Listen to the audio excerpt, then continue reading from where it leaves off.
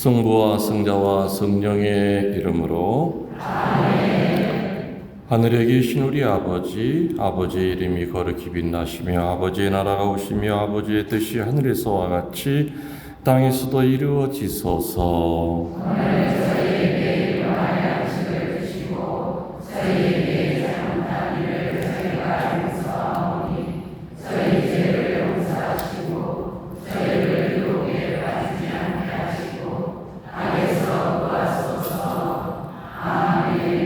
성부와 성자와 성령의 이름으로 아멘. 참 예수님, 주님의 이름으로 평화를 빕니다. 아멘. 어디서 많이 듣던 멘트죠? 네. 유튜브에 제 강론 올릴 때 항상 그렇게 시작하죠.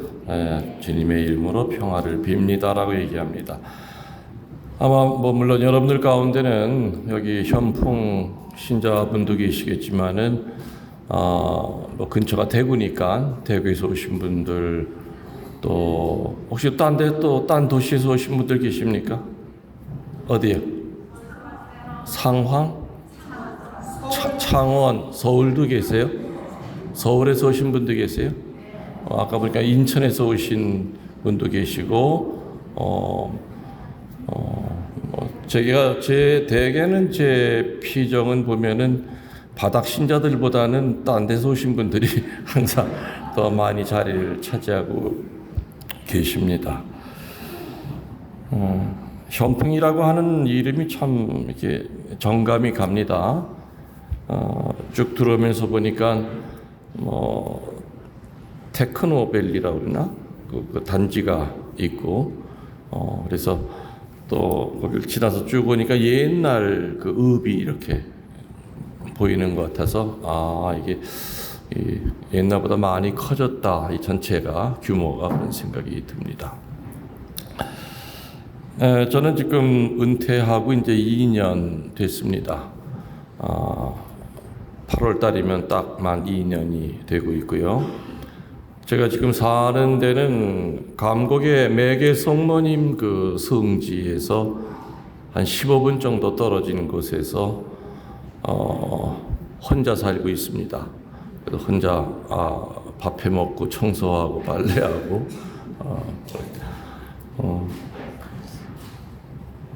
밥만 하다가 하루가 갑니다. 그래서 은퇴하고 난 다음에 우리 이 자매님들에 대한 존경심이 제가 많이 커졌어요.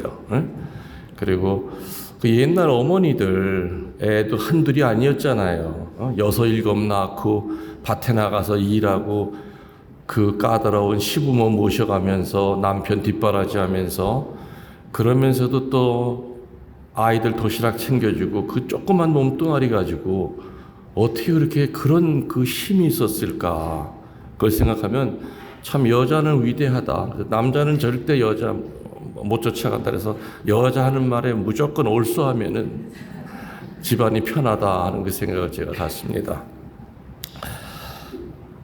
우리 여기 본당 신부님 보니까는 이제 제 학교 후배 신부님이고, 그 전에 미국에서도 한번 본 기억이 있고, 저는 잘 기억을 못하는데 신부님은 기억을 잘하고 계세요.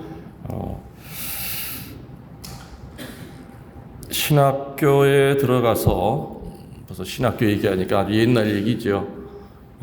신부된 지 이제 40년, 또 신학교 생활 10년, 50년, 집을 떠난 지 출가한 지 한 50년이 됐는데, 신학교 들어가서 이제 성경을 공부하면서 점점점 이렇게 사제직에 대한 자신감을 갖게 된 게 뭐냐면은, 예수님이 제자들을 파견하실 때 절대로 빈손으로 파견하지 않으셨다는 겁니다.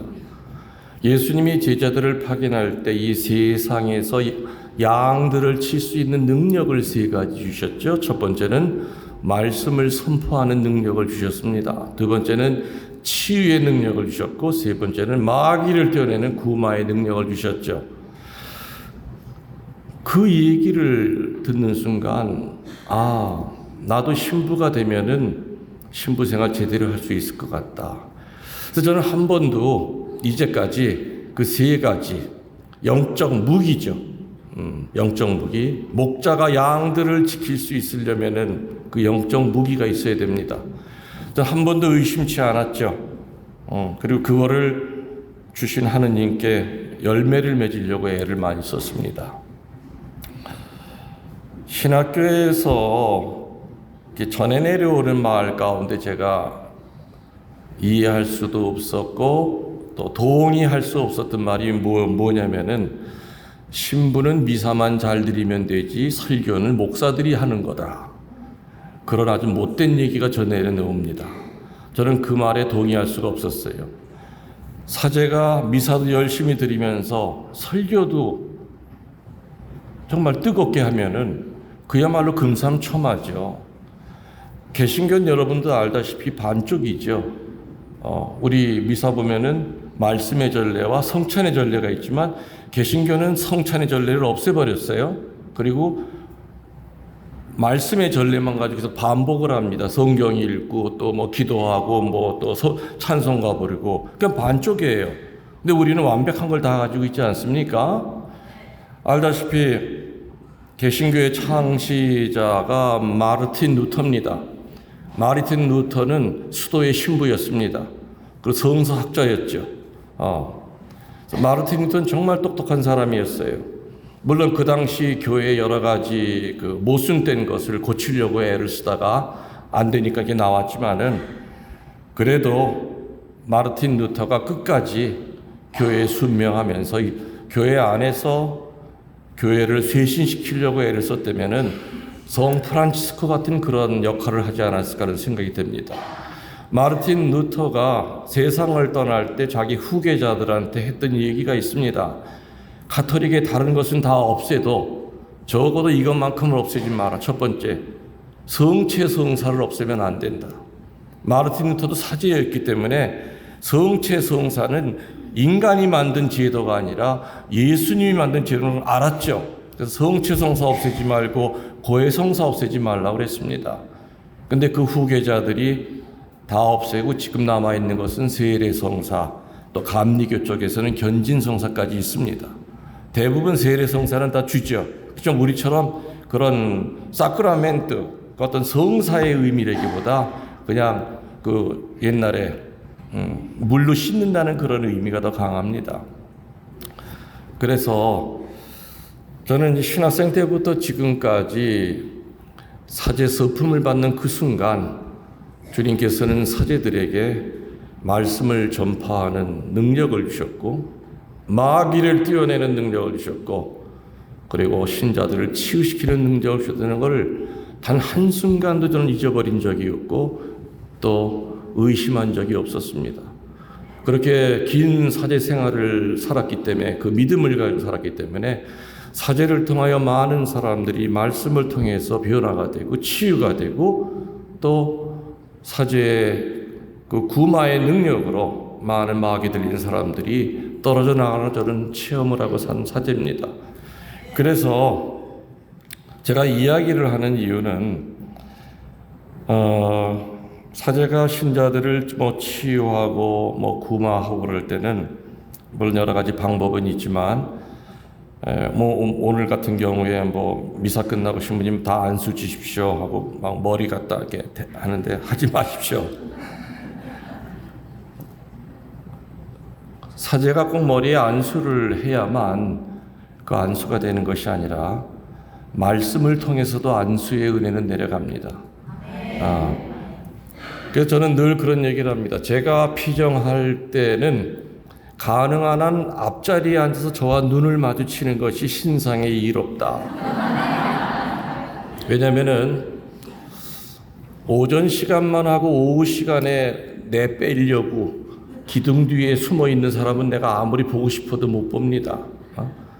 그렇기 때문에 아무튼 저는 강의를 하면서도 계속 치유 기도를 보냅니다.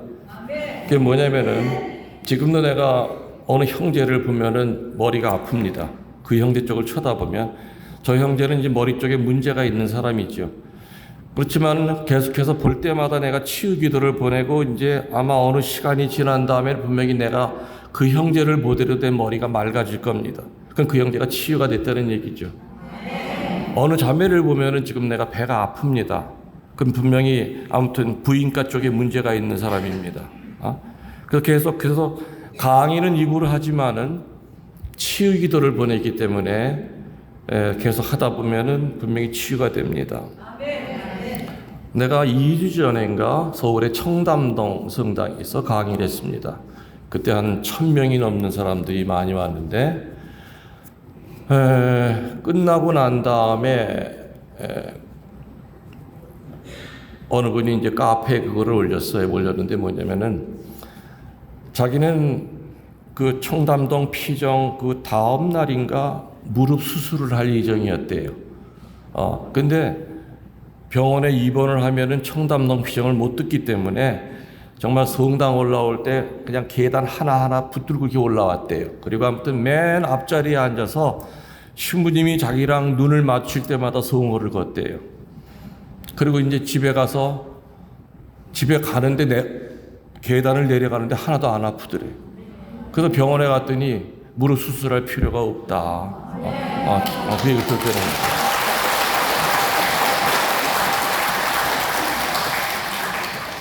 그래서 여러분들이 아무튼 이 자리에 앉아서 생각하셔야 될 거는 하느님께서는 사제의 입을 통해서도 꼭 사제의 손이 내 머리에 얹혀지지 않는다 하더라도 말씀을 통해서도 하실 일은 다 안 되는 겁니다. 그리고 또 이 자리에는 없다 하더라도 여러분들이 미국에 있는 내 피부치가 암 때문에 고생을 하고 있다. 그러면 그분을 또 이렇게 봉헌하시면 됩니다. 특별히 이따가 나중에 파견미사 할 때 성체 영하실 때 특별히 이렇게 봉헌하시면 되겠습니다. 아셨죠? 그러니까 이따가 끝나고 나서 어떤 내 손 갖다가 막 머리에다 대고 막 잡아 끌고 그러지 마세요. 여러분들, 예수님이 돌아가시고 난 다음에 예수님의 몸은 그 십자가에서 내려졌죠? 자, 그럼 그 다음에 예수님이 매달렸던 예수님의 그 피로 범벅이 됐던 예수님이 매달렸던 그 십자가 나무는 어디가 있을까요? 박물관에 가 있을까요? 아니면 불에 태웠을까요? 예수님이 돌아가시고 난 후에 예수님의 십자가와 좌도와 우도의 십자가는 땅속에 묻혔습니다.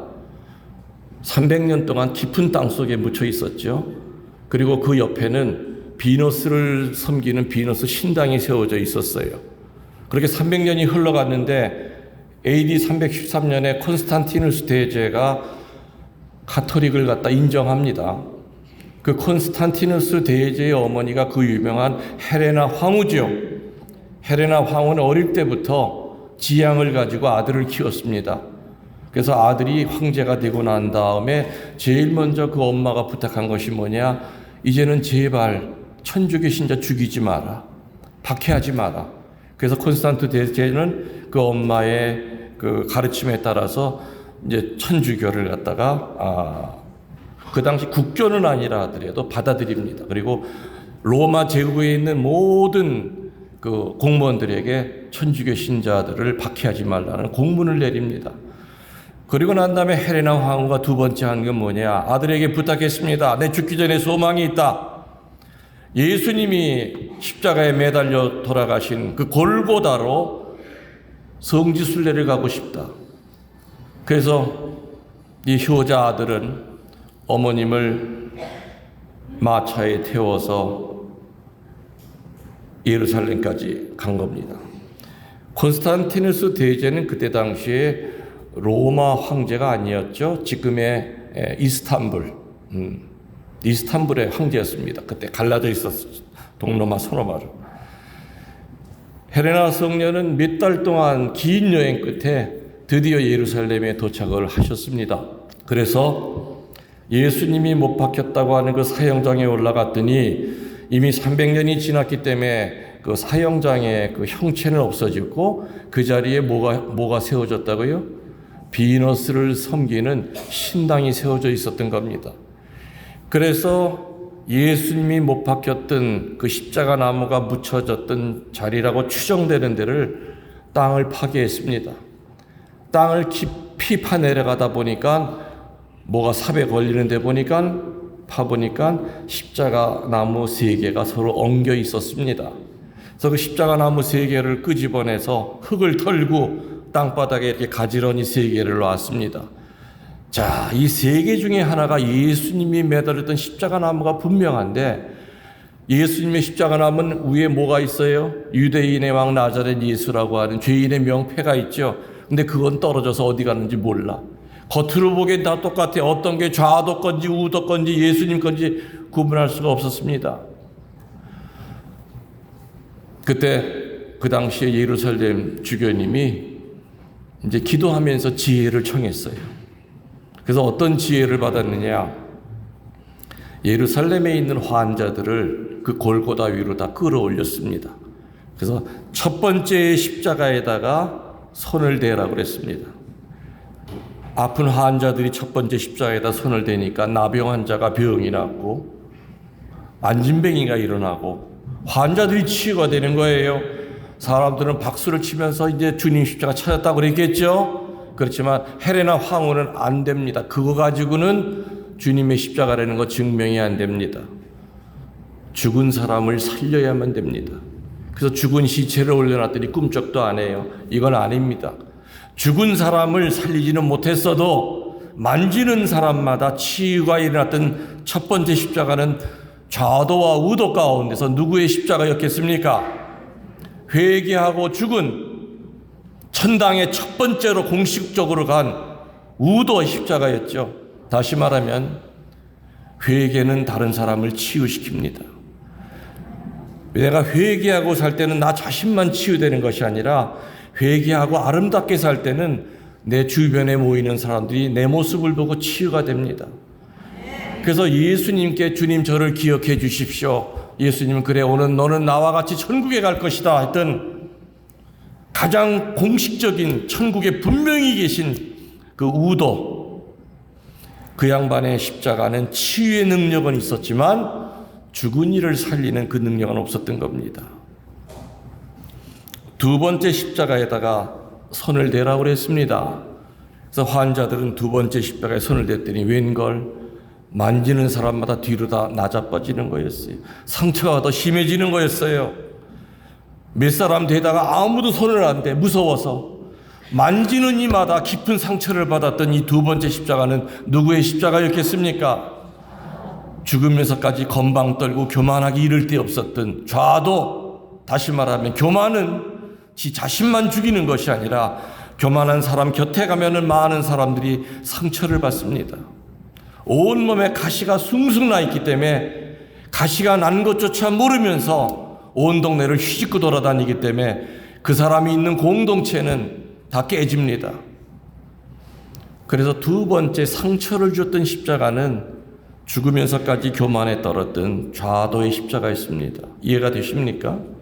이제 마지막 십자가 하나 남았죠? 세 번째 십자가에 손을 대라고 그랬습니다.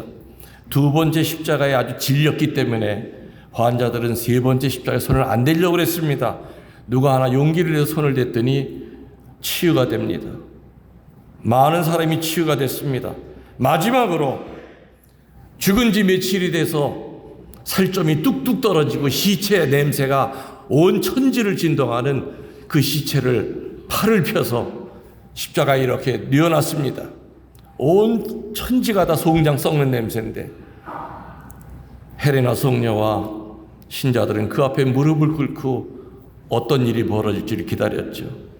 10분, 20분이 지나면서 송장 썩는 냄새는 장미 향기로 바뀌기 시작합니다.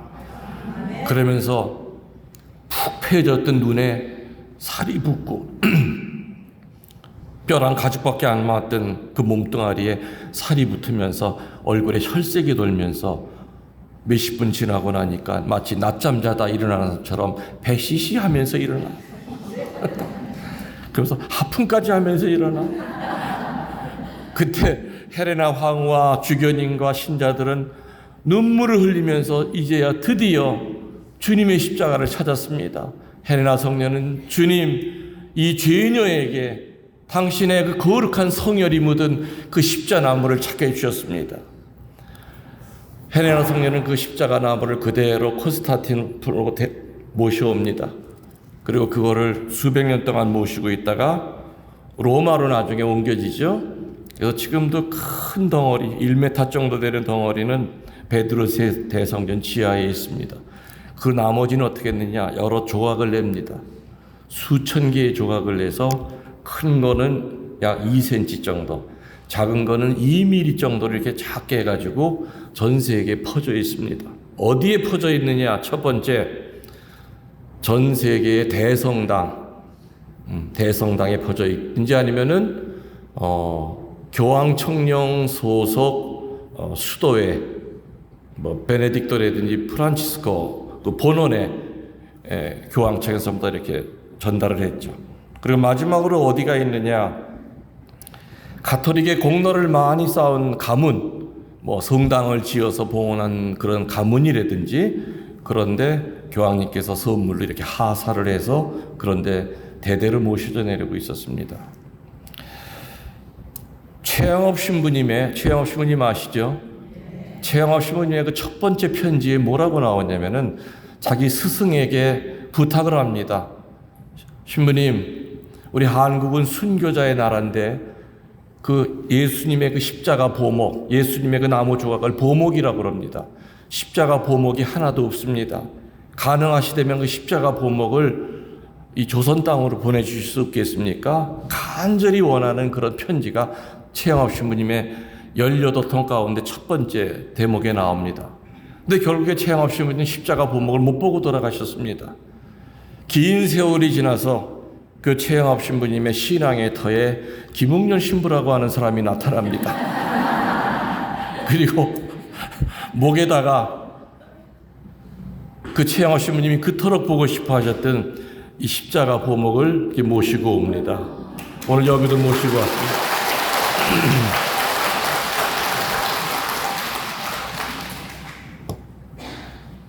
저는 베티에 와가지고 최영업 신부님의 연구하면서 그분의 첫 번째로 편지를 보고 깜짝 놀랐어요.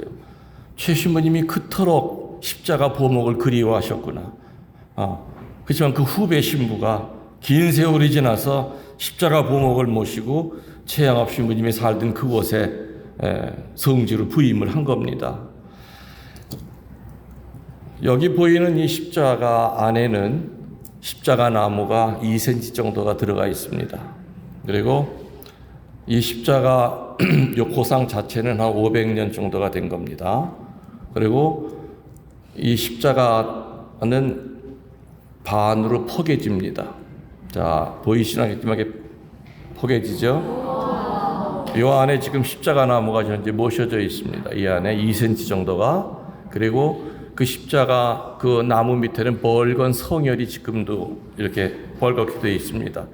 여러분들 나무 조각이 2000년 동안 견딜 수 있는 겁니까? 못 견디죠. 새도 2000년 되면 다 삭습니다. 근데 지금도 그냥 나무결이 그대로 살아 있습니다. 2000년 동안. 그리고 그 밑에는 라틴어로 주님의 십자가에서 나온 조각이라고 하는 말이 라틴어로 여기 밑에 적혀져 있습니다. 그럼 이 십자가 보목은 신부님 어떻게 해서 얻으신 겁니까? 물론 저는 최영업 신부님이 십자가 이 보목을 그토록 그리워하셨다는 것을 베티 성지 와서 알았지만 그전에도 헬레나 성녀의 이야기는 제가 듣고 있었습니다. 십자가 나무를 찾은 성녀. 근데 한국에는 기록을 보니까 1934년 일제시대 때 십자가 보목이 전 세계를 순례해가지고 명동성당에서 딱 이틀 머물고 일본으로 건너간 기록이 딱 남아 있었습니다. 그리고 한국 땅 어디에도 십자가 보목은 없다는 얘기를 제가 확인한 거죠. 그래서 저는 늘 피정 다니면서 우리 대한민국은 수많은 순교 성인 성녀들이 있는 나라인데 왜 그 귀중한 십자가 보목이 왜 단 한 점도 없을까? 그래서 외국에 나갈 때마다 그 십자가 보목을 얻어오려고 무던히도 애를 썼지만 그거 주겠습니까? 여러분 같으면 안 주지요. 근데 제가 미국의 서부 쪽에 피정을 갈 때였습니다. 서부 쪽에 타코마, 시애틀 그쪽이죠. 거기 가서 피정을 하는데 제가 그 얘기를 했어요. 십자가에 대한 얘기를 하다가 십자가 보목 얘기를 이렇게 잠깐 비쳤어요. 그리고서는 다시 3년이 지나서 똑같은 성당회를 갔는데 오전 시간이 딱 강의 끝나고 난 다음에 할머니 한 분이 저한테 오시더니 신부님 몇 년 전에 오셔서 십자가 보목을 찾으신다고 그랬는데 찾아서 한국 땅으로 모셔갔습니까? 그래서 아니요, 포기했습니다. 그랬더니 그 할머니가 신부님 제가 드릴게요 그러는 거예요. 그래서 저는 할머니나 가지세요 그랬어요. 왜냐? 예루살렘에 가면 십자가 보목이라고 다 가짜들만 사와요. 다 100% 가짜죠. 그러니까 그 할머니가 아니 신부님 왜 말을 끝까지 듣지 않고 이렇게 사람을 무시하세요? 아니 무시하는 게 아니라 할머니가 십자가 보목을 갖고 있을 이유가 없잖아요. 그랬더니 아니 앉아서 좀 차분하게 제 얘기 들으세요. 해보세요. 그랬더니 그 할머니는 남편이 미국 사람이에요. 그래서 미국 성당을 다니는 할머니예요. 그 미국 성당에서 깔멜 제3회원이에요. 뭔지 아시죠? 재속회원. 근데 같이 기도하는 그 미국 할머니 한 분이 이제 임종하면서 자기를 불렀대요. 그러면서 내가 너를 수십 년 동안 지켜봤는데 너 정말 열심하다. 우리 집안 대대로 내려오는 보물을 너한테 맡길 터이니 언젠가는 이 보물을 이 십자가 보목을 원하는 사제가 나타날 것이다. 그때 그대로 그 사제에게 드리길 바란다. 그 외국 할머니 조상들은 아일랜드 사람이래요. 아일랜드는 가톨릭 국가죠. 400년 전에 대성전을 지어서 교구에다 봉헌을 했대요. 그래서 교황청으로부터 그때 이거를 받은 거예요. 400년 전에. 그래서 집안 대대로 물려 내려오다가 200년 전에 미국으로 이민을 왔겠죠. 그래서 계속해서 내려왔는데 이 할머니까지 내려왔는데 할머니 자식서부터는 가톨릭 신자가 끊어진 거예요. 물려줄 사람이 없는 거예요. 그래서 과연 이거를 하나님 원하시는 대로 이걸 어디로 가야 되나 하다가 같이 깔멜제 3회원 하고 있는 그 할머니를 유심히 한국 할머니를 유심히 지켜봤대요. 정말 열심하다 너 가지고 있으면은 분명히 필요한 사제가 나타날 것이다. 그래서 그때 이 십자가 보목을 받아가지고 자기는 3년 동안 기도했대요.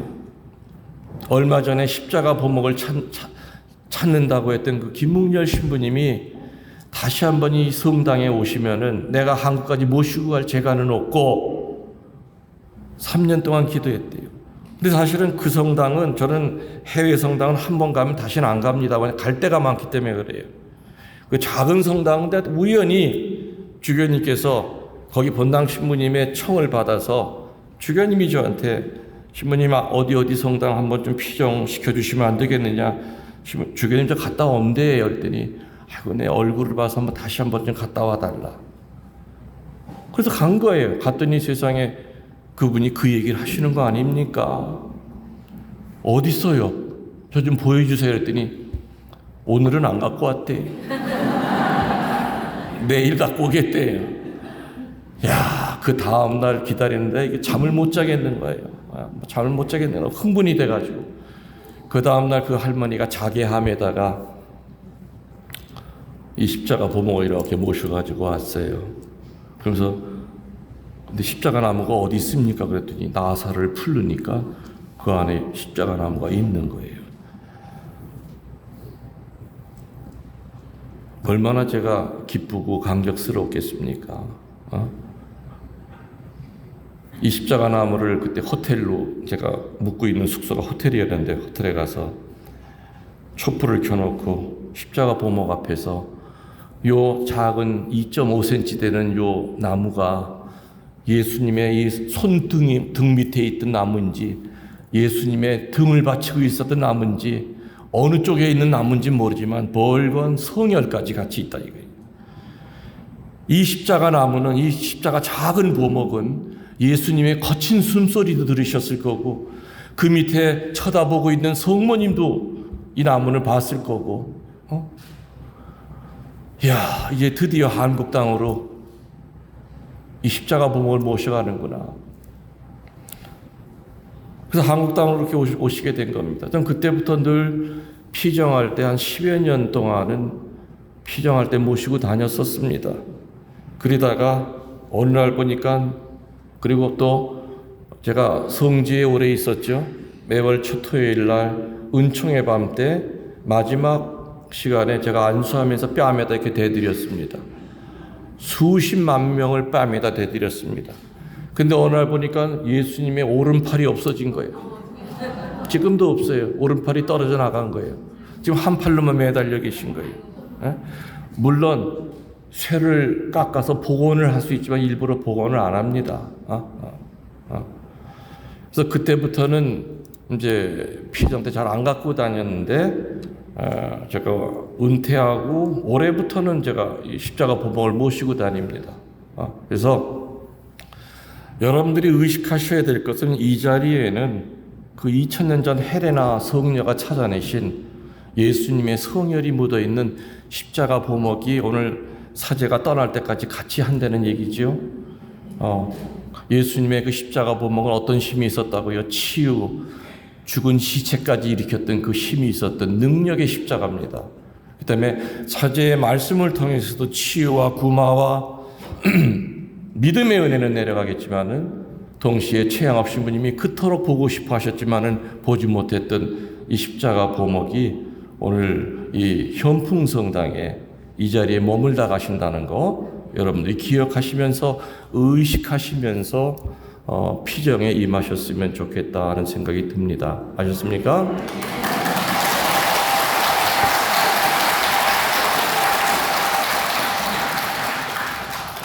제가 이제 은퇴해서 살고 있는 데는 성모님 성지에서 한 15분 떨어져 있는 데입니다. 근데 그 집에 가시면은 물론 이 자리에 미사를 왔다 가신 분 계시겠지만은 성인들의 유해가 86분이 계시고 십자가 보목이 이 십자가 보목만 아니라 그 후에 2점을 또 얻었습니다.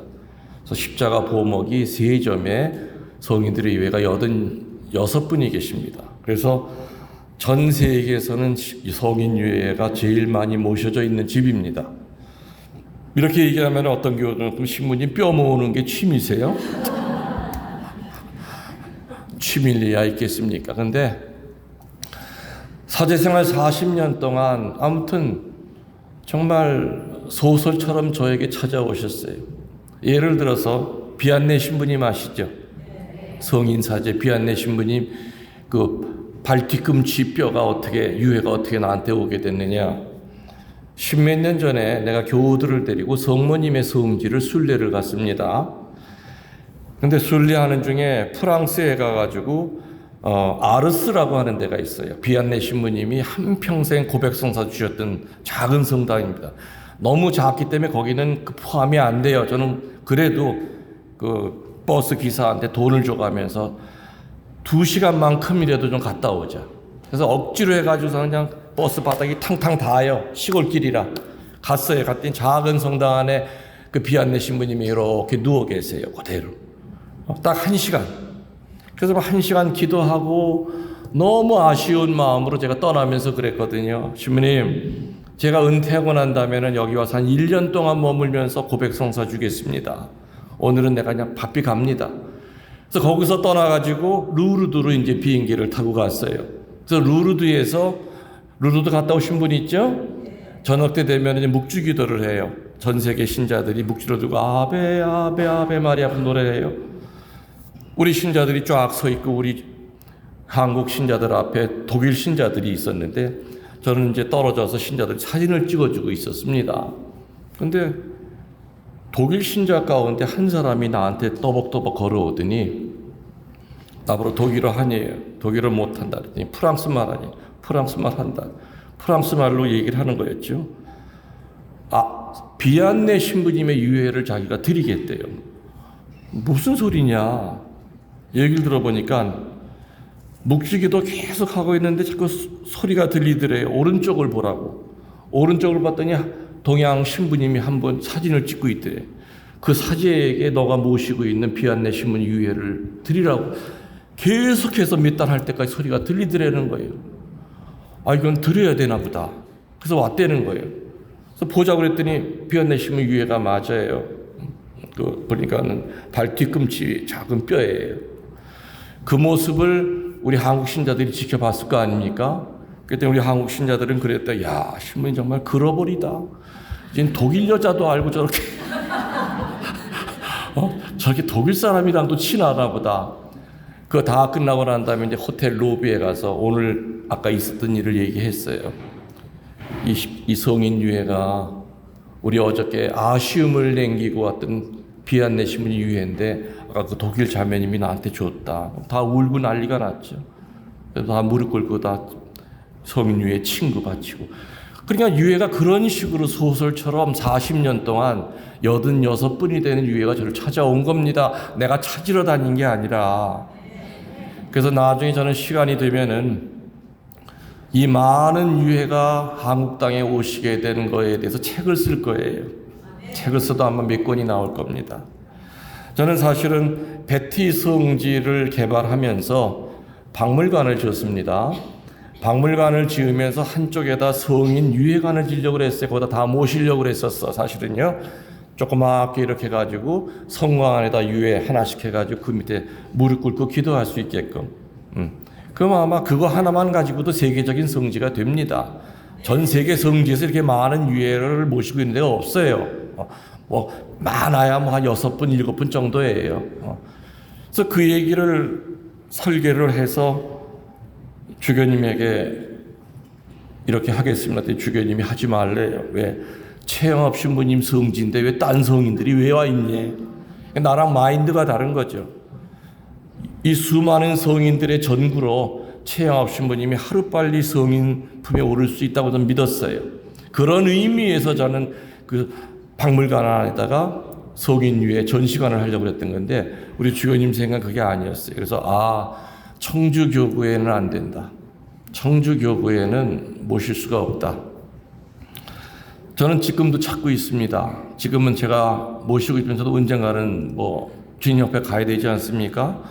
그 안에 어떤 교구에서 유해관을 준비해서 기증해달라고 하면 기증할 의사가 있습니다. 그래서 지금 만일에 한국에 없으면 다시 이분들은 외국으로 나갑니다.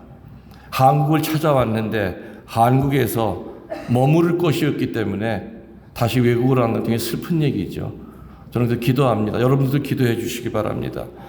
한국 땅에 어느 교구든지 아니면 어느 수도에든지 이 성인 유해를 잘 보관할 수 있는 그런 것이 나타날 수 있도록 제 기도에 힘을 보태주시면 참 좋을 것 같습니다. 알아들으셨죠?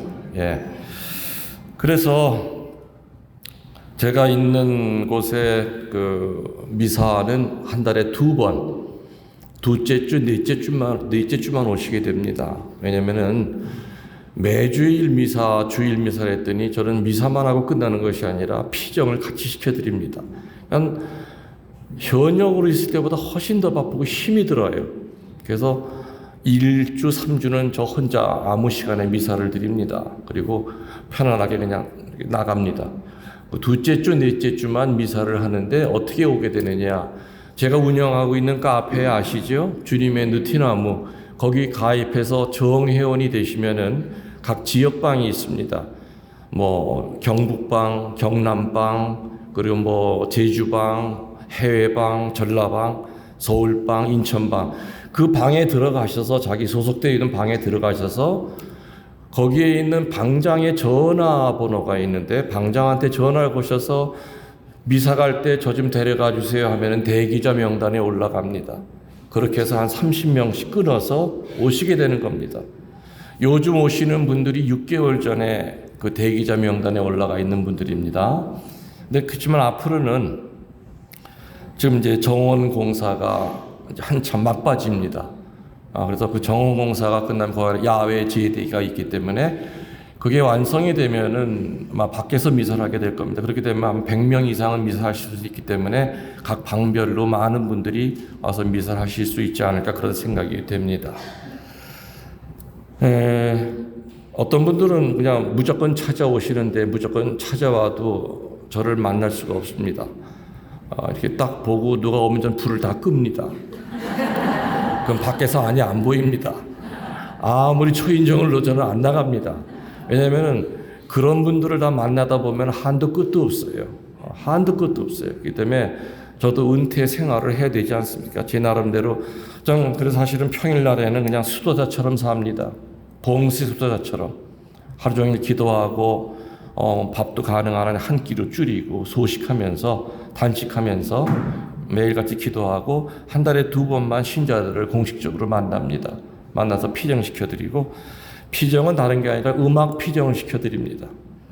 식사하고 미사 드리고 그다음에 각자 싸온 음식, 거기는 짜장면이 배달이 안 되는 동네입니다. 산이기 때문에 각자가 알아서 도시락 싸오고 뭐 빵을 싸오든지 해서 해결하고 난 다음에 그 리스닝 룸에 들어와 가지고 제가 1시간 동안 음악 피정을 시켜드리고, 피정 끝나고 난 다음에 십자가 보목 안수를 해드리고 마지막 파견 강복을 하고, 또 시간이 되시는 분들은 가는 길에 성모님 성지가 10분 거리밖에 안 되니까 가서 성모님께 인사드리고 하는 것이 코스로 되어 있습니다.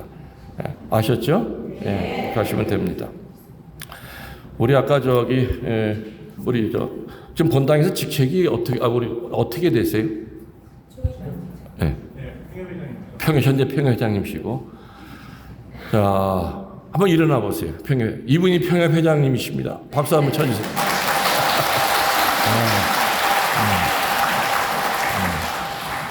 아주 체격도 좋으시고 인물도 좋으시네요. 우리 회장님 대자 있죠? 대자. 아니, 회장님의 대자. 회장님 대자가 있냐고. 많죠? 예? 대자 위에서 기도하십니까? 냉담하고 있는 대자들도 있죠. 자, 그러면 대자가 회장님한테 질문을 합니다. 그 대답을 잘 해주세요.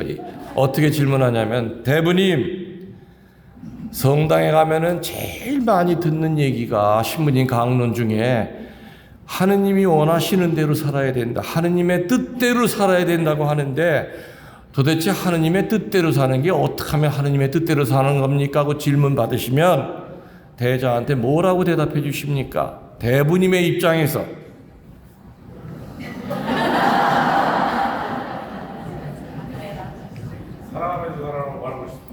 사랑하면서 살으라고 말하고 싶다고요. 20점 드리겠습니다.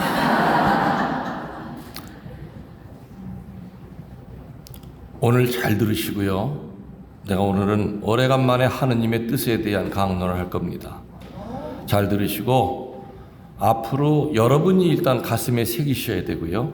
누군가가 물어올 때는, 예비자라든지 내가 전교하는 사람이 물어올 때는, 아니면 아이들한테 가르칠 때도 하느님의 뜻이 뭐냐고는 그것을 내가 일단 확실히 알아야 돼요.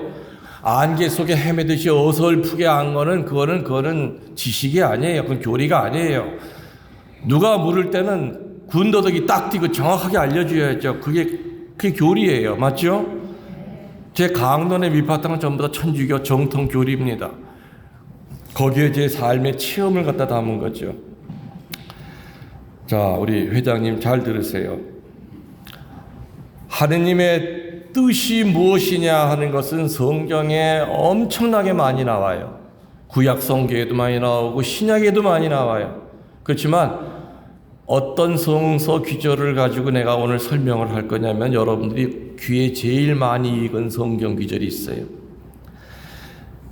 데살로니가 전서 5장 몇 절? 13절 이하에 보면은 항상 기뻐하십시오. 늘 기도하십시오. 어떤 처지에서든지 감사하십시오. 이것이 그리스도 예수를 통하여 보여준 하느님의 뜻입니다. 성령의 불을 끄지 말고 성령의 감도를 받아 전하는 이의 말을 무시하지 마십시오. 악을 멀리하고 선을 취하십시오.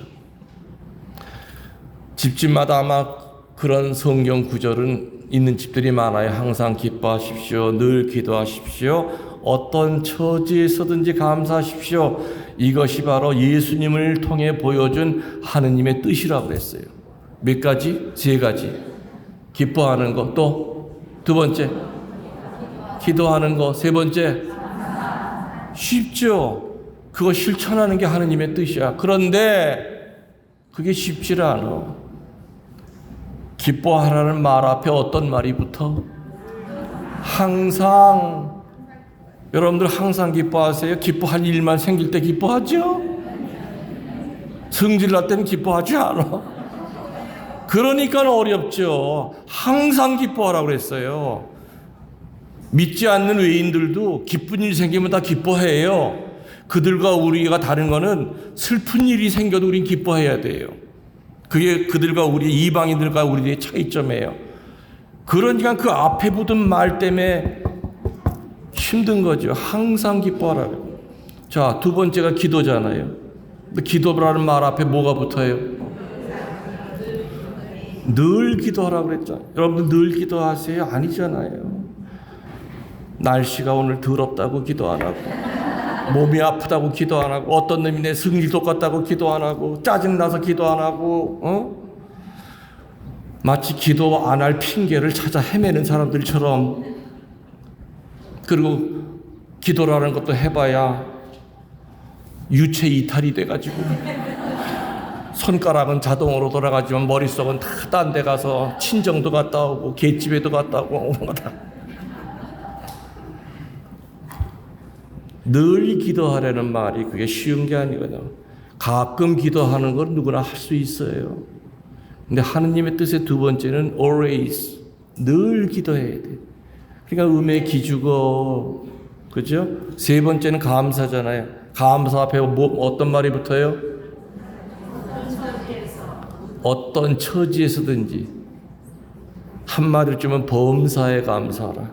그죠? 어떤 처지에서든지. 아침에 학교 다녀오겠습니다 한 아이가 교통사고가 나서 다리가 부러져가지고 응급실에 실려가 있어. 그래도 그 자식 앞에서 감사하라는 거예요. 아유, 목숨은 살려줘서 감사합니다. 그죠?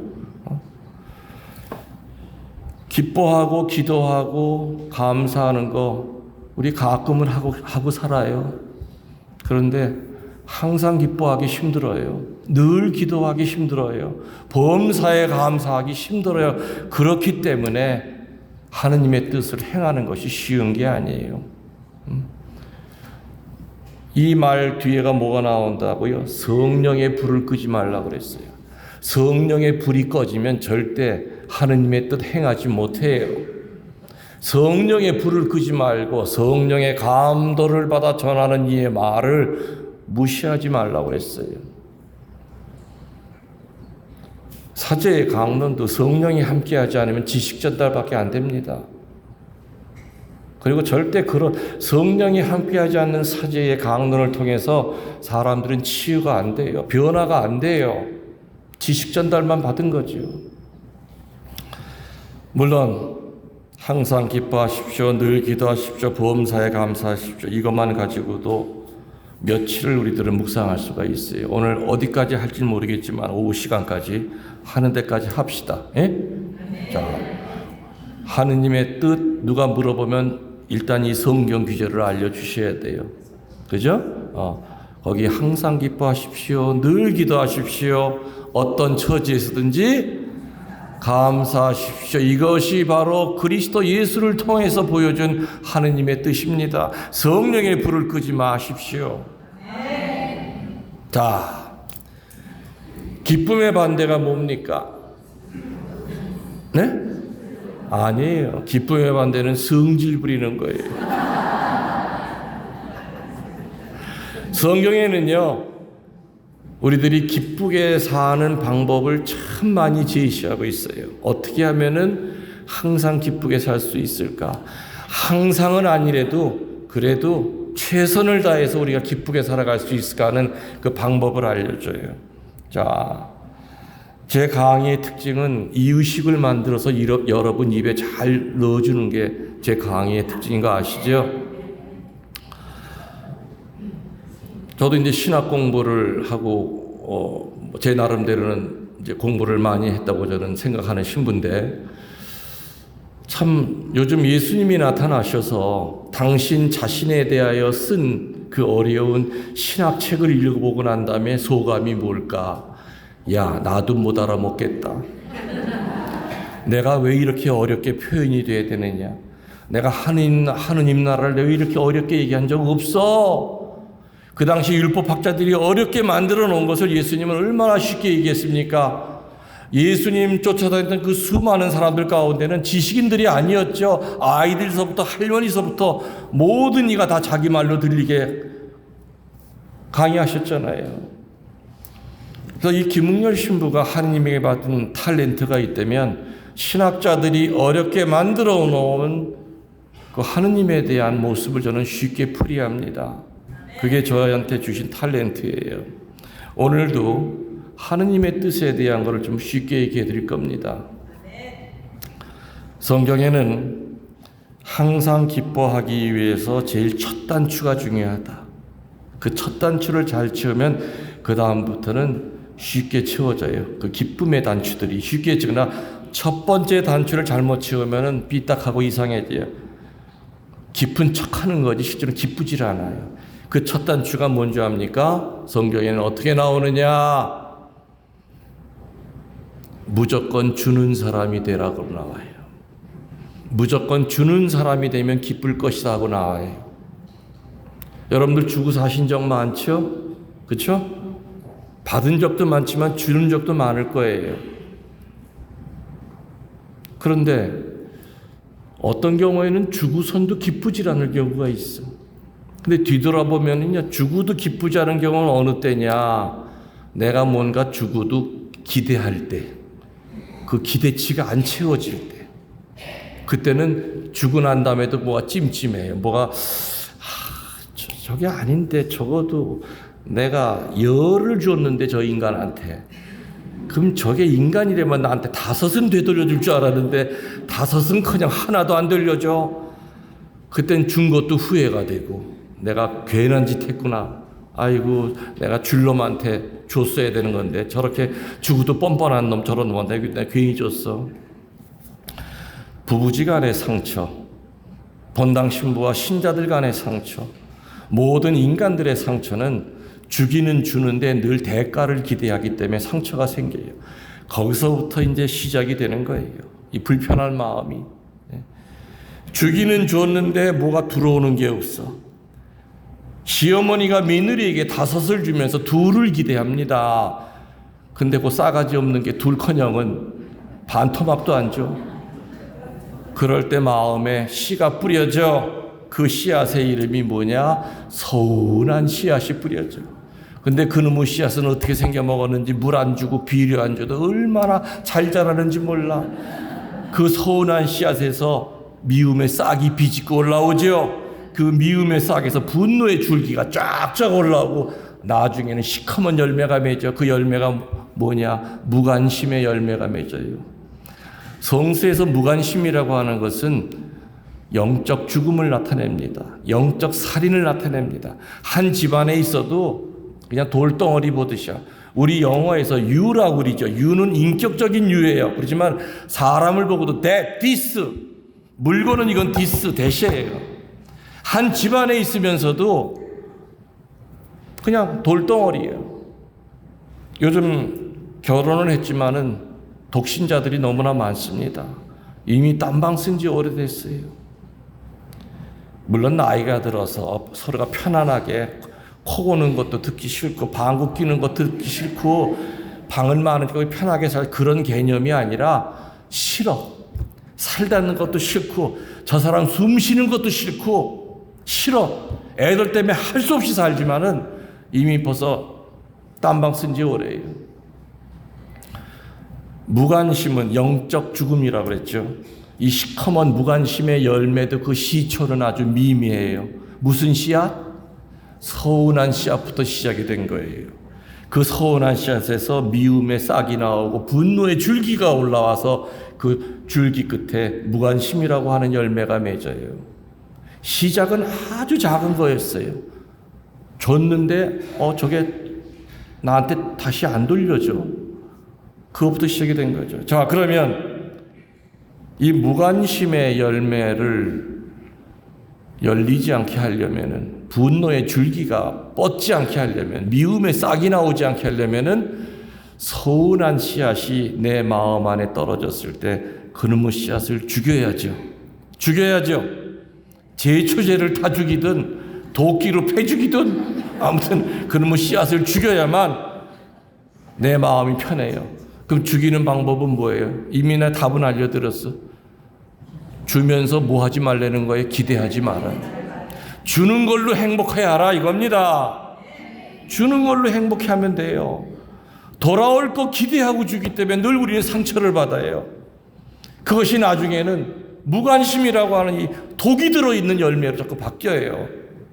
알아들으셨습니까? 사제생활 하면서 내가 언제 철이 들었는가 뒤돌아보면은, 여러분, 사람이 철이 든 것은 나이가 든다고 다 철이 나는 건 아니죠. 내일 모레 죽을 할아버지도 탐욕스럽게 이륵데 없는 노인네들 많아요. 움켜쥐고 안 내놓는 노인네들 많아요. 나이가 많다고 철이 나는 거 아니야. 높은 지위에 있다고 철이 나는 거 아니에요. 그럼 국회의원들 다 철난 사람들이게? 아니죠. 그런 우스갯말이 있지 않습니까? 승용차에 신부랑 국회의원이랑 학교 선생이랑 장군이랑 뭐 이렇게 타고서는 경춘 가도를 가다가 빗길에 미끄러져서 빠져서 다 죽었어. 그래서 잠수부들이 시신을 꺼내내는데 국회의원 시신부터 먼저 꺼내내더래. 야, 그래서 그 지켜보던 사람이, 야, 역시 국회의원은 죽어서도 대접받는다 그랬대. 그랬더니 그 잠수부들이 뭐라 그런 줄 알아요? 아니라고. 강을 오염시킬까봐 빨리 꺼내야 된다. 신부 시신은 제일 늦게 꺼내더래. 또 신부님은 오염시킬 일이 없다고. 그 정도로 정치에 대한 불신에 대한 풍자죠. 그죠? 국회의원이 된다고 철이 나는 거 아니에요. 철딱서니 없는 정치인들 얼마나 많습니까? 그죠? 존경받는 국회의원들이 얼마나 돼요? 없어요, 사실은. 영적으로 철이 난다고 하는 것은 성경에서 지금 얘기한 대로 얼마나 주는 사람이 있느냐. 받으려고만 하는 사람은 절대 영적으로 철이 날 수가 없다는 얘기죠. 무관심의 열매를 죽이는 방법 뭐라고요? 줄 때부터 받을 생각하지 말아라. 제 삶을 뒤돌아볼 때 제가 영적으로 철이 난 어느 사건이 있었어요.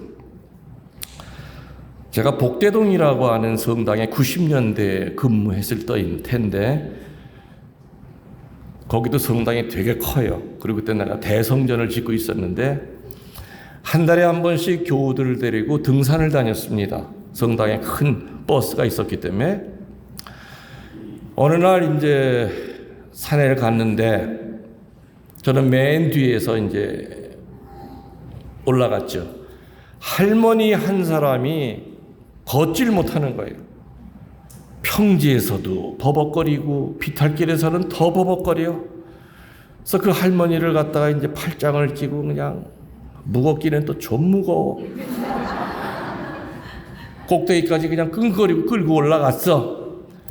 올라가가지고서는 거기서도 이렇게 앉아있는데 그 할머니 신발 바닥을 보니까 깜짝 놀랐어. 그 운동화 바닥이 다 맨질맨질해. 발가락이 보일 정도예요. 세상에 저러니 미끄러질 수밖에 없구나. 요즘 시대에 저런 신발을 어떻게 신고 살까? 거기 이제 반장이 보이길래 반장을 불렀어요. 저 할머니 사는 게 어떠냐 그랬더니 자식도 없고 그냥 동해에서 배급 타먹는데요. 근데 배급 타먹는 그 돈도 거의가 다 꽃동네 회비 다 이런 데로 보내고 그냥 하루에 빵 하나만 먹고 산대. 그러니까 운동화 사 신을 돈이 없는 거야. 그 얘기 들으니까 마음이 짠합디다. 그래서 그 다음날 그 할머니 레지오 할 때 시장에 가서 할머니 사신을 빨간 등산화 하나를 갖다가 사갖고 까만 봉댕이에다가 왔어요. 할머니 레지오 끝날 시간인데 할머니들이 우르르 몰려 나오지 않습니까? 뒤에다 숨기고 그 할머니가 이름이 레지나예요. 레지나 할머니 나 좀 봅시다. 그랬더니 참 할머니들은 왜 이렇게 셈이 많어? 아주 질투의 화신들이야 할머니들은. 그냥 내가 레지나 할머니 불렀다고 다른 할머니들이 그냥 눈을 치뜨면서 아니 어떻게 레지나 본명을 다 알아? 저 신부님을 하면서 응?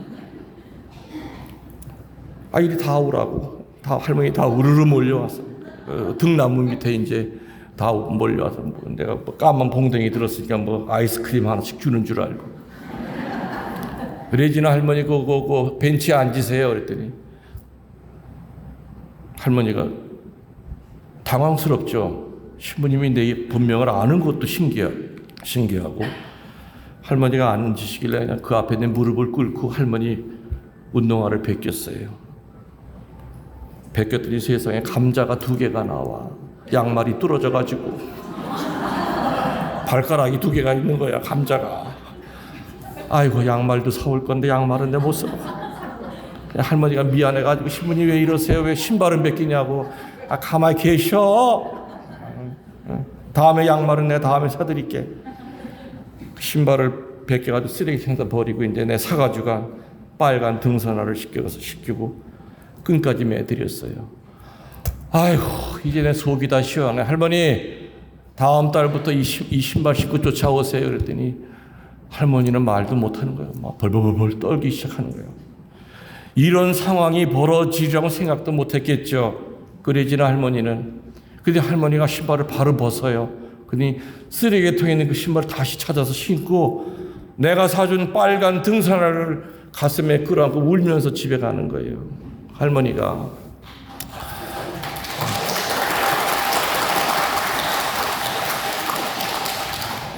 박수 치는 품새가 나도 사달라는 것 같은데 그런다고 안 사줘요. 세월이 지나가지고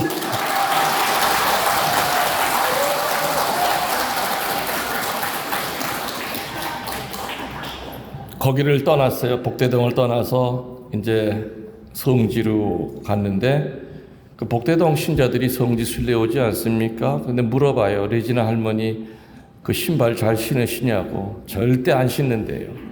그 받아온 그날 십자가 고상 옆에 못을 때려받고 줄로 이렇게 매달아 놨대. 예수님과 신발이랑 동격이야. 그리고 십자가 고상은 1년 내내 한 번도 안 닦아도 신발은 하루에 2번씩 닦아서 건대요. 그러면서 지금도 그 신발만 보면 신부님 생각하면서 운대요. 그 레지나 할머니가. 그때 사실 저는 그 레지나 할머니가 그렇게 좋아하는 걸 보고 그때 사실 철이 났어요.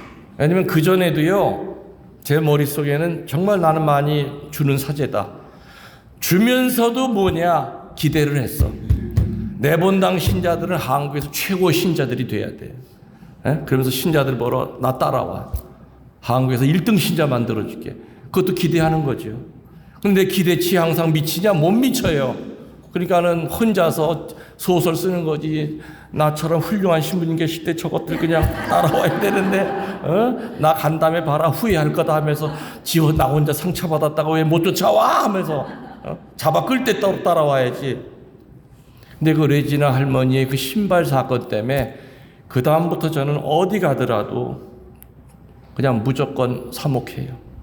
무조건 줘요. 다 줄 수 있어. 심지어 신부님 저 대신 죽으실 수 있어요? 그러면 죽을 수 있다 그래요.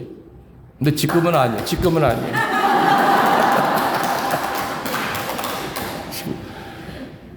그러니까 기쁨이 오더라 이거야. 그전에도 열심히 사목을 했는데 뭔가 내가 신자들한테 주면서도 항상 늘 기대라는 거야. 그러니까 열심히 능력 있는 신부, 사목자는 신부 소문을 났는데 내 자신이 주님 앞에 앉으면 왜 기쁘질 않을까? 그리고 머릿속에는 내가 줬는데 나 못 쫓아오는 그 배기 싫은 신자들 얼굴만 떠올라. 성체 조배를 할 때도.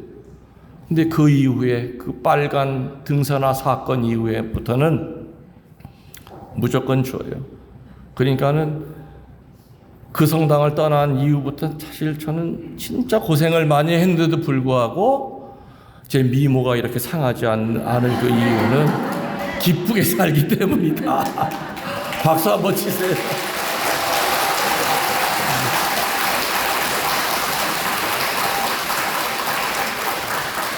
영적으로 기쁘게 살면은요, 늘 아기처럼 살아요.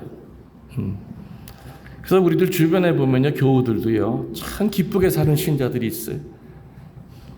그러면 많은 사람, 아유, 저 자매 팔자가 좋으니까 기쁘지. 근데 내막을 들어보면은, 이야, 세상에 어떻게 남편은 교도소에 가 있고 아이는 뭐 그냥 엉망진창인데도 억지로 웃는 웃음이 아니라 정말 기쁘게 살아요. 영적 기쁨이죠. 영적 기쁨. 예. 여러분들, 기쁨은 두 종류예요. 위로부터 내려오는 기쁨이 있고요. 땅으로부터 올라오는 기쁨이 있겠죠. 땅으로부터 올라오는 기쁨은 소유하는 기쁨이에요. 여러분들 소유하는 기쁨에 얼마나 많이 속아 사셨는지 아시죠? 어떤 옷이 너무 이뻐. 하나 저거 사고 싶어. 저 옷 사는 게 내 소원이야. 네, 샀는데 계속 기쁩니까? 며칠 못 가요. 옷장 속에 그냥 썩어나요. 땅으로부터 올라온 기쁨은 손에 든 물처럼 빠져나가요. 짠물을 먹으면 먹을수록 갈증이 생기죠. 성경에서 얘기하는 항상 기뻐하십시오는 소유하는 기쁨, 잡는 기쁨이 아니라 내놓는 기쁨이에요. 위로부터 내려오는 영적인 기쁨. 그 영적인 기쁨의 첫 단추가 뭐라고요? 무조건 주는 거다. 되돌려 받을 생각하지 말아라. 그 대신에 사람이 되돌려 주지 않는 대신에 하느님이 그 빈자리를 채워주실 거예요. 그 빈자리는 인간 입에서 나오는 그 어줍잖은 아유 고맙습니다 그 말과는 비교가 안 되죠. 절대 뺏어가지 못하는 기쁨이에요. 뺏어가지 못하는 기쁨이에요. 자, 이제 항상 기뻐하기 위한 첫 번째 단추는 영적으로 철이 나야 되는데, 영적으로 철이 나기 위해서는 첫 번째 단추가 뭐라고요? 무조건 주는 사람이 되죠. 그리고 눈꽃만큼도 되돌려오는 것이 없어도 서운해하지 말아라. 줄 때부터 그런 각오를 하고 주세요. 그냥 주는 걸로 행복하다. 두 번째 단추는 뭐냐? 항상 기쁘게 두 번째 단추는 뭐냐? 예수님을 닮으면은 기쁘게 살 수밖에 없겠죠? 저는 예수님을 닮기 위한 그 세 가지의 영성을 아주 쉽게 설명합니다. 자, 첫 번째는 바보의 영성으로 살자. 두 번째는 걸레의 영성으로 살자. 세 번째는 연탄불의 영성으로 살자. 크리스찬의 영성은 이 세 가지의 영성으로부터 시작이 돼야 돼요. 사제건 주교건 추기경이건 교황이건 이 세 가지의 영성을 안 갖고 있다고 그런다면은 그거는 그냥 종교인이지 신앙인이 아닙니다. 첫 번째가 무슨 영성이요? 바보의 영성이에요. 바보. 이 뒤에 여기 계시구나. 여기 재단이 생각보다 낮네요. 이게 이분 누구예요? 네? 이제 막 예수님 뭘 막 바보라 그러래? 저 십자가를 바라보는 정답이 뭐냐? 지나가는 거지한테도 이게 누구야 그러면 예수. 여러분들은 다르게 얘기하셔야죠. 십자가를 바라보는 100점짜리 답은 따라하세요. 죽기까지 성부께 순종하신 메시아이신 그리스도. 이게 십자가에 대한 100점짜리 답이에요. 자, 금세 따라한 거 하실 수 있어요? 시작.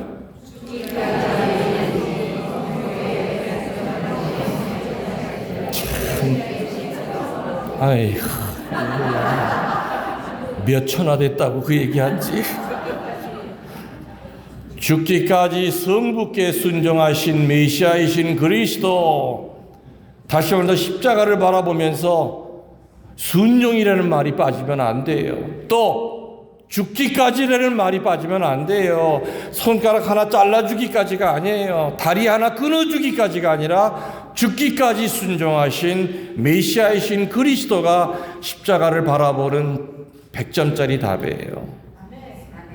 자, 여러분끼리 시작.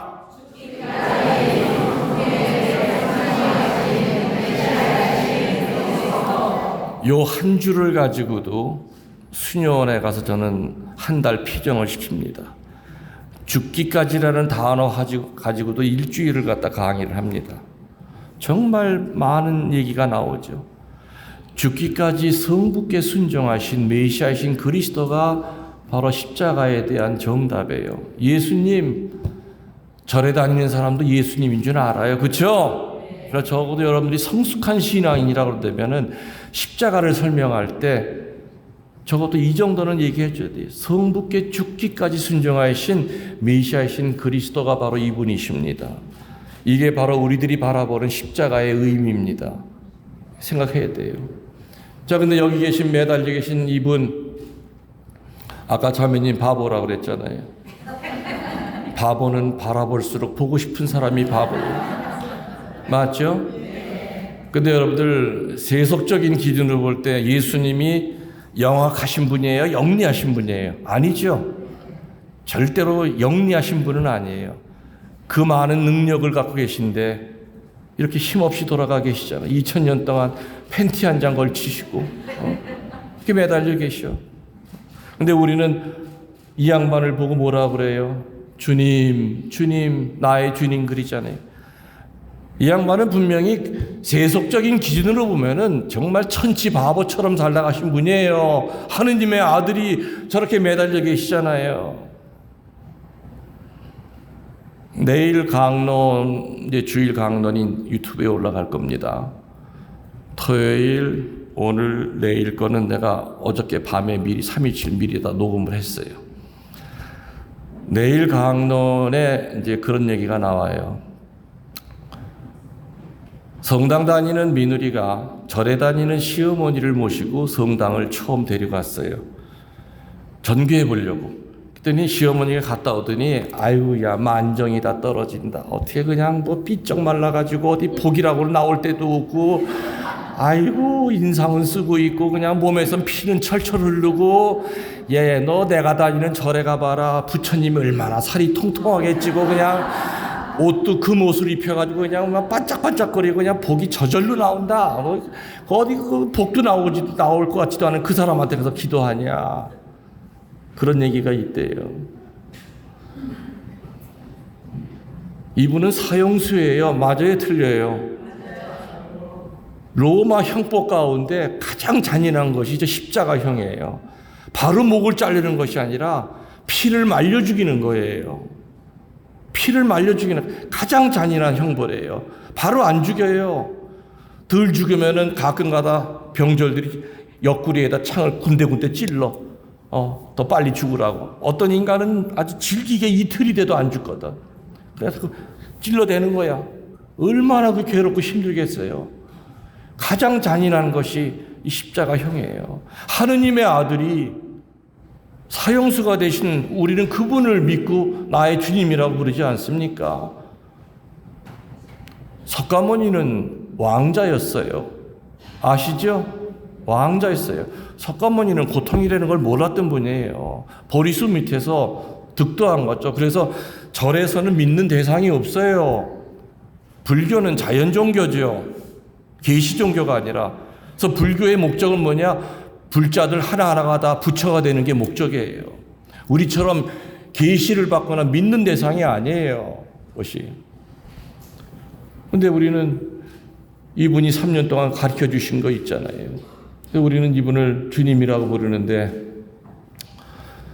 내가 부르는 이 주님이 살아온 것을 성경에서 읽어보면 야 진짜 능력자인데 손만 대면 죽은 사람이 살아나고 끝내주는데 이 재주 가지고 돈을 벌었어도 끝내주는데 환자 만질 때마다 너는 40만 원 너는 100만 원 아마 재벌이 돼도 그냥 뭐 기가 막힌 재벌이 됐을 텐데 그 좋은 능력 쓰지도 못하고 그 당시에 신성 모독죄를 물려서 그 당시에 제도를 파괴하는 제도 파괴자를 몰려서 이렇게 비참하게 돌아가신 저분은 바보도 작은 바보가 아니라 큰 바보예요. 그래서 우리는 내가 부르는 주님이 큰 바보면 우리는 무슨 바보? 작은 바보여야 되죠. 근데 여러분들 작은 바보처럼 사시냐 이거죠. 그렇게 못 살고 있잖아요. 요즘은 성당에 가도요 바보 보기가 힘들어요. 어쩜 하나같이 예수님보다 다 똑똑한 사람들만 드글드글대는지. 바보들이 모여있는 성당이랑요, 똑똑한 사람들이 모여있는 성당은 성당 정문 들어서면서부터 공기가 달라요. 바보들이 모여있는 성당에 가면요 따뜻해요.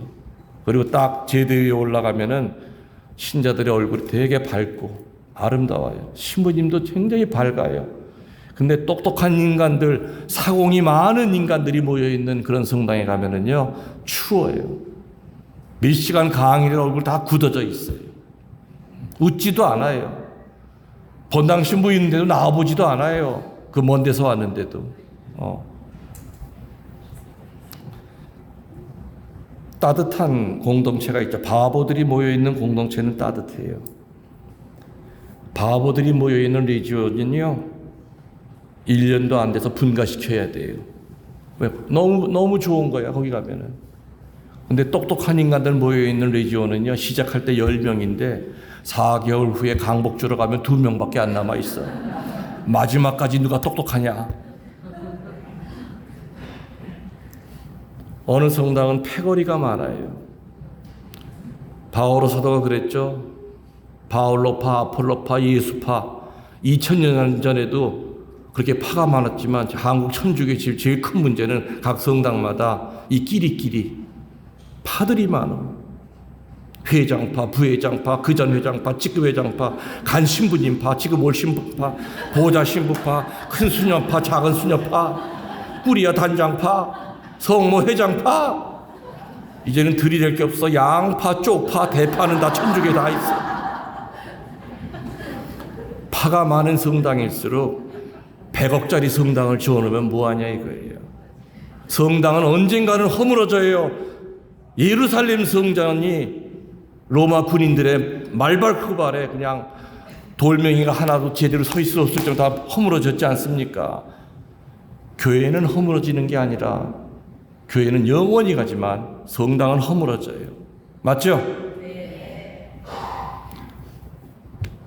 예수님 닮은 바보들이 모여 있어야 돼요. 바보들이.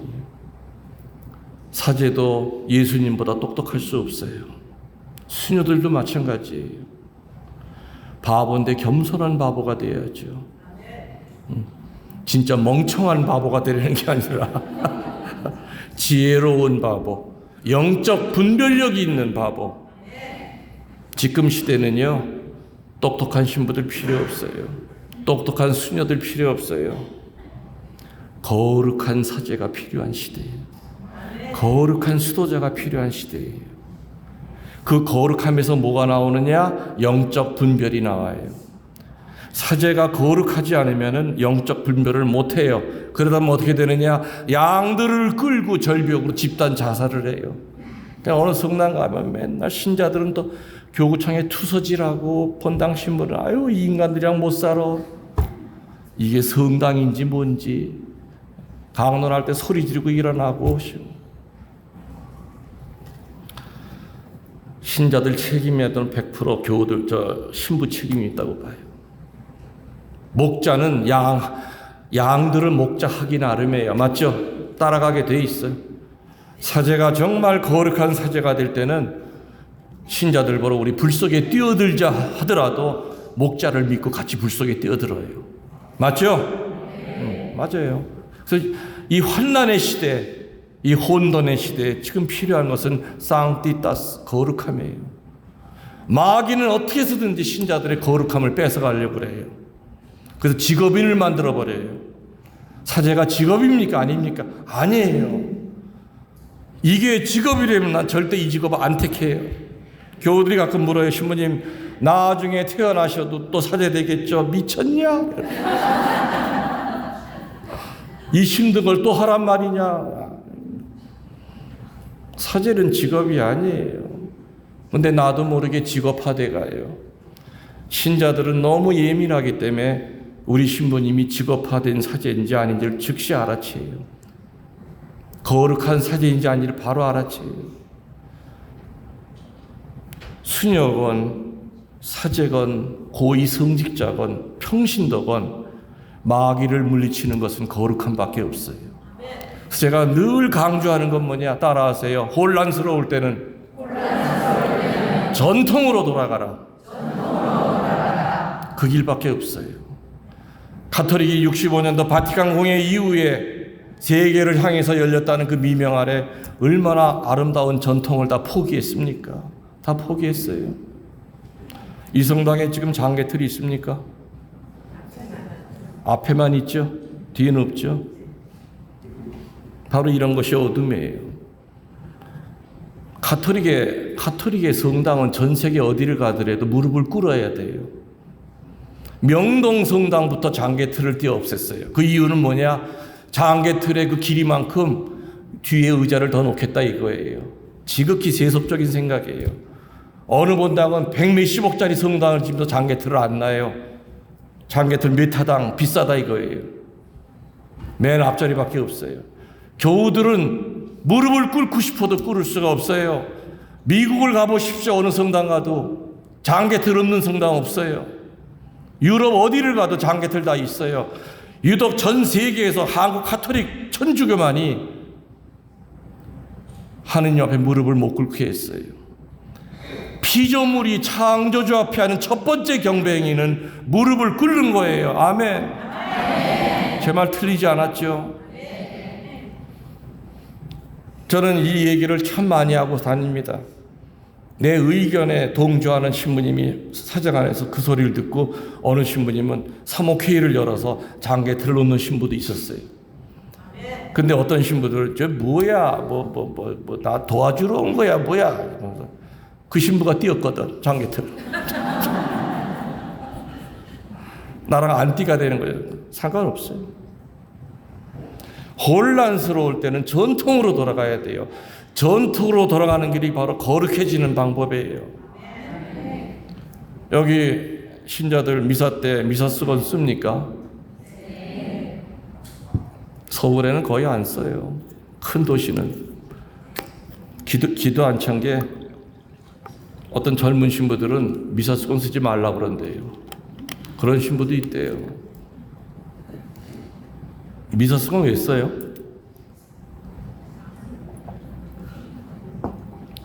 바오라 사도가 여인들은 머리 가리라고 그랬죠. 거기서 또 시작이 된 거예요. 수녀들이 왜 베일 왜 써요? 물론 사복 수녀도 있지만 공의회 이후에 사복 수녀들이 생겨났어요. 그 사복 수녀들은 다 망했어요. 성소자가 없어요. 지금도 줄을 서서 기다리는 건 봉쇄 수도자들이에요. 옛날 전통 그대로 손가락도 안 보여요. 공예 이후에 수녀들의 치마도 올라가고 머리카락도 빗기 시작하고. 수녀들이 베일을 쓰는 이유는 여러분들이 미사수건 쓰는 이유랑 똑같아요. 사제가 제의를 입는 마음으로 여러분들이 미사수건 쓰셔야 돼요.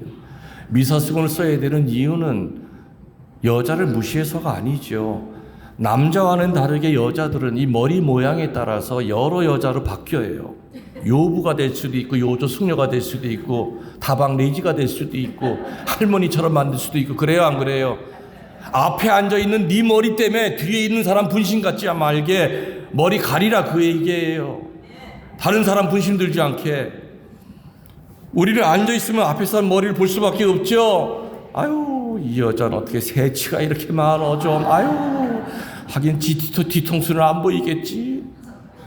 아이고 이 여자는 어떻게 머리도 안 감고 나왔나 봐. 그냥 뒷머리는 푹 꺼져가지고. 네 머리로 인하여 다른 사람 분신 같게 하지 마라. 그게 첫 번째 이유고, 두 번째는 미사수건을 쓰면 집중할 수가 있어요. 집중이 돼요. 미사수건 안 쓰는 이유가 내가 물어봤더니 뭔 줄 알아요?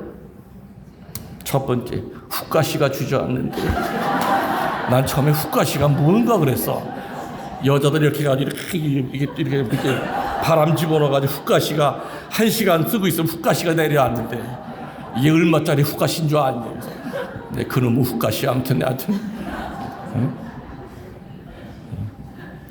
사제가 제의를 입는 마음으로 신자들은 써야죠. 여러분이 머리에 미사수건을 쓸 때는 성령의 너울이 여러분 머리를 덮는다고 생각하셔야 돼요. 외국의 주교님들이 한국에 방문해서 미사 드릴 때 제일 감동받았던 것이 하얗게 교우들이 미사 수건 쓴 걸 보고 난 눈물이 났대요. 그 좋은 전통은 지켜야죠. 지켜야죠. 근데 점점 귀찮다 이거야. 훅가시가 주저앉고 들고 다니기도 귀찮고, 그리고 미사 수건을 쓰시더라도 1년에 한 번은 좀 빨아 쓰세요. 어떤 건 원래 하얀 거 나중에 누래져. 너무 내가 디테일하게 알고 있죠? 그리고 여러분 딸한테 제일 먼저 미사수건 선물하세요. 대녀한테, 대모가 먼저 쓰면서 모범을 보이면서 안 쓰고 다니는 대녀한테 미사수건 선물하세요. 축일날 우리 같이 쓰자. 신부님이 그러시더라. 미사수건을 쓸 때는 성령이 내 머리 위에 내려 앉는다고 그러시더라. 이런 좋은 전통이 마귀가 다 없애버리고 말아요. 요한 바오로 2세 교황님은 그러셨잖아요. 성당의 유리창 안으로 마귀들이 들어오고 있다. 그 아름다운 거룩한 전통들이 다 없어지고 있다. 또 거룩해지려면 어떻게 해야 돼요? 신공을 드려야 되거든. 지금 말로 기도죠. 신공. 기도하지 않고 거룩한 사제가 될 수 있을까? 기도하지 않고 거룩한 신자가 될 수 있을까? 기도하지 않고 거룩한 주교가 될 수 있을까? 그건 불가능해요. 그래서 마귀들은요, 영적 분별까지 가면은 마귀를 알기 때문에 영적 분별을 못하게 하기 위하여 영적 분별의 그 시초가 되는 기도를 전부 다 막아버렸어요. 근데 지금 집집마다 기도가 다 없어졌잖아요. 신공이 없어졌잖아요. 옛날 천주교 신자집에 가장 아름다운 모습은 저녁에 잠들기 전에 온 가족이 촛불을 켜고 저녁 만가를 드리는 거였습니다. 맞죠? 신공이라고 그랬어. 거룩할 공로예요. 아침에 일어나서 드리는 신공을 조가라고 그랬고, 잠자기 전에 마지막으로 드리는 신공을 만과라고 그랬어요. 그때 과자는 일과자예요. 아침에 일어나면 첫 번째 해야 되는 일이 아침 신공 드리는 거예요. 마지막 잠들기 전에 마지막 해야 되는 일이 뭐냐? 얼굴에 있는 화장품 지워내는 게 아니라 저녁 신공 드리는 게 마지막 일이에요. 저는요, 신공 드리는 그거 신학교에서 배운 거 없어요. 신학교 들어가기 전에 우리 부모님한테 이미 다 배웠어요. 어릴 때, 지금도 생각하면은 우리 형제들 5 무릎 꿇혀놓고 아버지 엄마 뒤에서 저녁 만가를 드려요. 옛날 만가는 참 길었어요. 묵주신공 다 드려야 되고, 기도소에 있는 기도문 다 외워야 되고, 성인 호칭기도 다 해야 되고, 보통 1시간이야. 그 어린애들이 얼마나 그게 지겹겠습니까? 오죽하면 내가 어릴 때, 나 이 다음에 크면 절대 저녁 기도 안 하고 바로 잘 거야. 그랬는데, 그 부모님에게 배운 그 저녁 만가가 이제껏 내 사제의 삶을 잡아주고 있어요. 이렇게 지방에 강의하고 집에 들어가면 밤 12시 다 돼요. 온몸은 그냥 물 먹은 솜처럼 힘들죠. 그러면 사제관 문 열고 들어가면 침대가 나를 보고 노래를 해요. 빨리 들어와요. 빨리 들어와요. 근데 빨리 들어가면 안 돼. 들어가기 전에 해야 될 일이 있어. 오늘 못한 기도 있잖아요.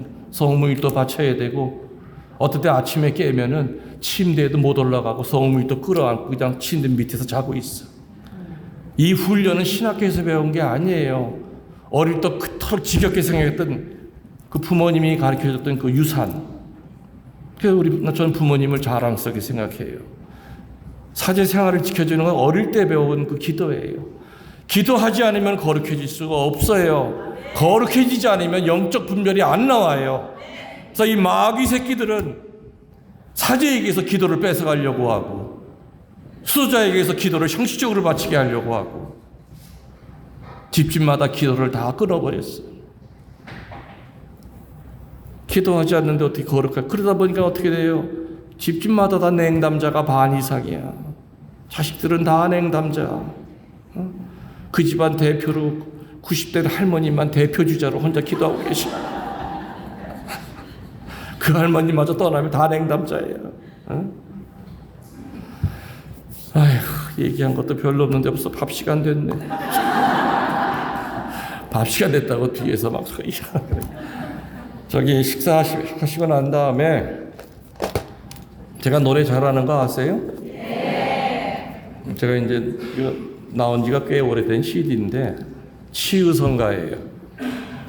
CD가 두 장으로 돼 있어요. 이거 펼치면은 하나는 제가 신학교 때 부른 노래고 이렇게 두 장으로 돼 있는데 하나는 요거는 이제 어린 느티나무, 요쪽은 할배 느티나무 60 넘어서 이거는 부른 노래 치유성가들입니다.